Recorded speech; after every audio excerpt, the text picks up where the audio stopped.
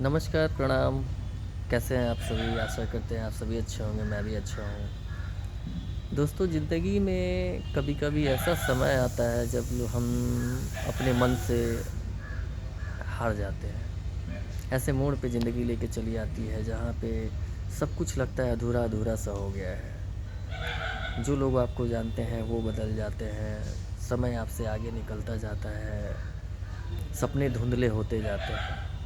तो उस वक़्त क्या होता है कि हम काफ़ी परेशान हो जाते हैं। तो इसी बात पे एक छोटी सी कहानी है, मैं आप लोगों के साथ साझा कर रहा हूँ। अगर आप लोगों को पसंद आए तो आप लोग ज़रूर इस पे अपने विचार मेरे साथ साझा कीजिएगा।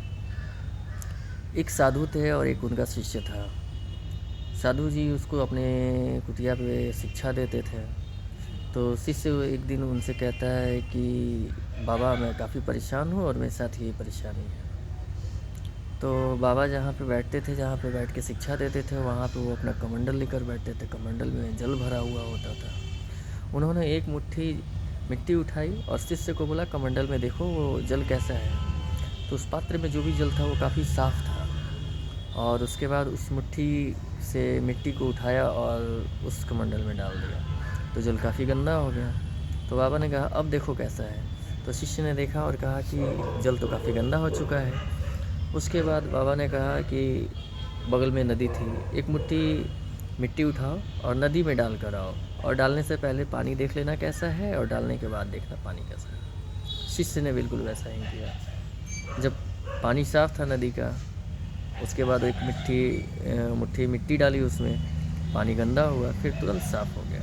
उसने आके बाबा को बताया कि बाबा, ऐसा ऐसा चीज़ है, मैंने पहले पानी साफ़ था डाला, फिर गंदा हुआ, फिर थोड़ी देर में साफ़ हो गया।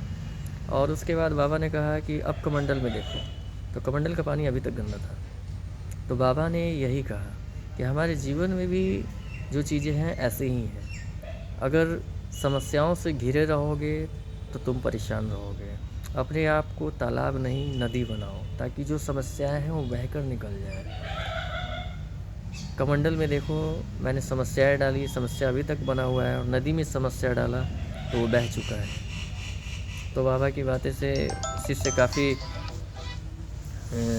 इम्प्रेस हुआ, यानी कि बहुत ही उसे अच्छा लगा। और जीवन में हमें 3 चीज़ें याद रखनी चाहिए। सबसे महत्वपूर्ण है कि कभी भी खाली दिमाग नहीं रहना चाहिए, यानी कभी भी खाली नहीं बैठिए। वो एक कहावत है, खाली दिमाग शैतान का घर। तो कभी भी खाली नहीं रहना है, पहला। और दूसरा जो है वो है अपने आप को हमेशा व्यस्त रखें, कुछ नया सीखते रहें। और तीसरा है कि ये भी वक्त है, गुजर जाएगा।